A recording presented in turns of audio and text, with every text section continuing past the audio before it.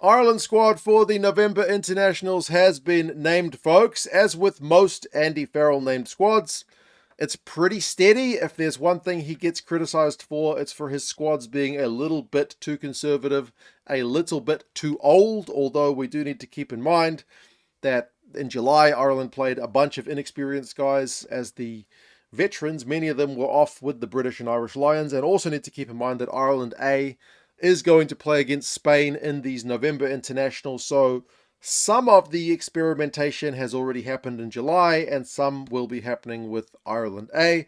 Good news for this squad is Caelan Doris is back. He has missed a lot of rugby in recent times with a long-term injury, missed the Lions tour, hasn't played for Leinster yet this season, but him being back, having a captain back, having a guy with that amazing post-contact meter leg drive and whatnot is certainly going to be a big benefit. The question remains as to who is going to play 10 between Prendergast and Crowley, and then also we do have one uncapped player to talk about. But yeah, we'll go through it.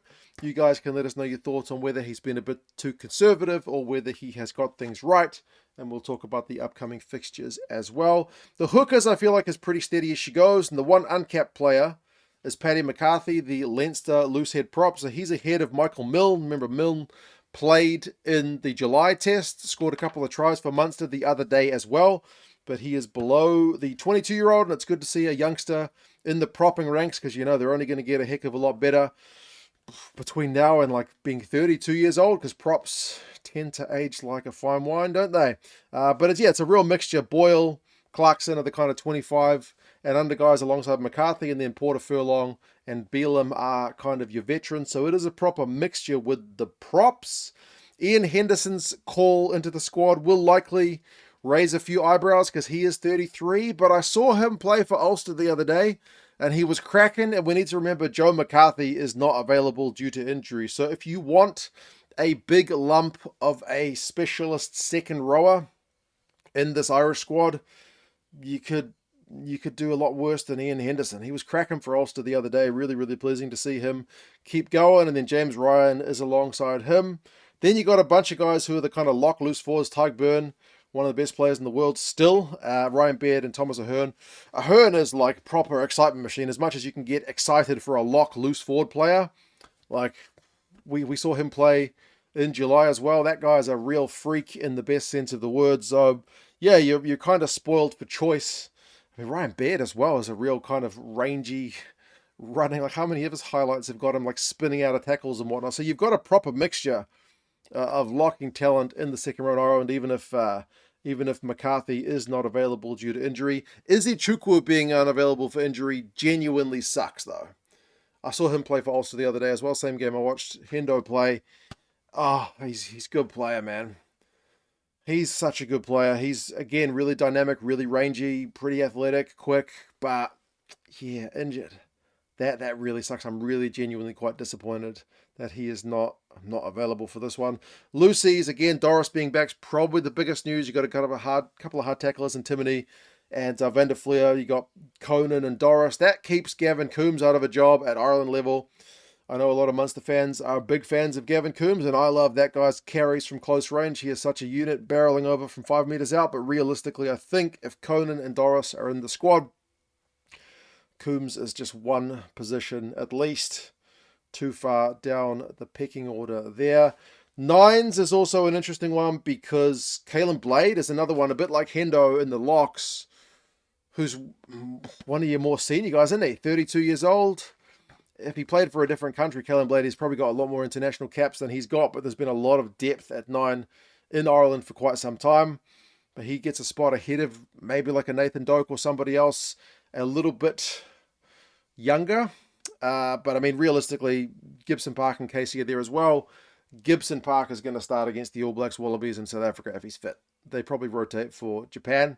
So it's probably not a massive call in terms of your third choice, number 9. Number 10 is still a bit of a question mark. It seems to be still between Jack Crowley and Sam Prendergast at the minute, although Harry Beirne, who's not in the squad, is still putting his hand up in Leinster colours as well. Ciaran Frawley is there as that kind of potential candidate, but realistically, I think, the fact that he plays 10, 12, 15, maybe 13, He's likely in the 23 jumper Frawley, but yeah, Prendergast has had the front running. At the moment, his tackling game certainly gets put under the microscope. I think quite rightly, but he's still a very young man who's still got a lot of development in his game to go. The fact that Munster and Leinster are playing this very weekend, I haven't seen the team sheets yet, but if both those guys get named, it's almost a direct knockout battle, isn't it, between those two guys? Midfield is looking, if you're making the old argument, it is looking a wee bit on the old side. Aki, Henshaw, McCloskey, and Ringrose, like all those players, but they're all in their 30s. Like Aki's 35, McCloskey's 33. McCloskey's such a big unit.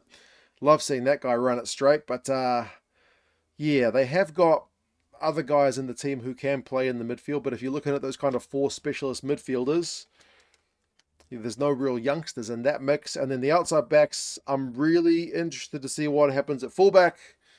The fact that they've got Hugo Keenan out is massive because he's been such a lock on that 15 jumper for Ireland. But I am pleased that because of this injury, Andy's hand has been forced to give somebody else a go.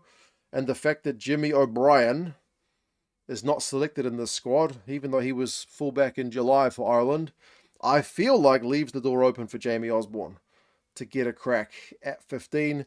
And he, kind of like Ciaran Frawley, is that guy, because he's so versatile, makes himself really, really valuable to the coaching staff in Ireland. So Jamie Osborne's there. Stockdale is another one who people get a little bit perturbed about with his selection. But again, I watched him play for Ulster and the dude looked cracking.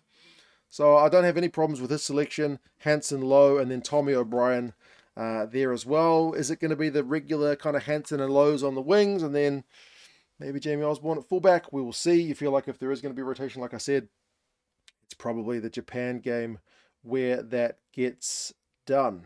Kelvin Nash is another one of the guys, unfortunately, unavailable due to injury.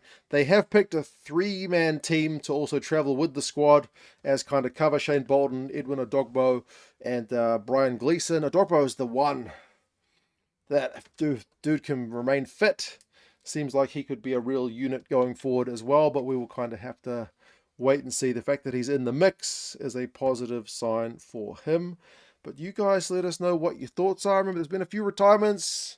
Healy and Omani and Murray are all gone, but there's still a bunch of veterans in the Irish squad. Do you think it is a touch too old? Would you like to see more than just one uncapped player get in the mix? Or are you happy that guys got their chance in July and they've got Ireland A playing Spain as well, where they can do a bit more experimentation with the likes of the All Blacks, Wallabies, and Box coming up? Do you feel like this is not the time to experiment?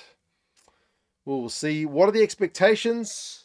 I mean, obviously, if you're a team like Ireland, I mean, the Chicago match is neutral in terms of the venue, technically. I feel like there'll be a fair bit of Irish expat support, but the other 3 are at home.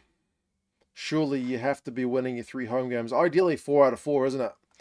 Expectations are going to be pretty high. Andy's back in charge. You're one of the top teams in the world. You got 3 or 4 games at home. All Blacks haven't been all that convincing. 4 from 4? Or do you think 3 from 4 would be still a pass mark? You guys let us know your thoughts. Take care, and I'll talk to you guys again soon. See you later.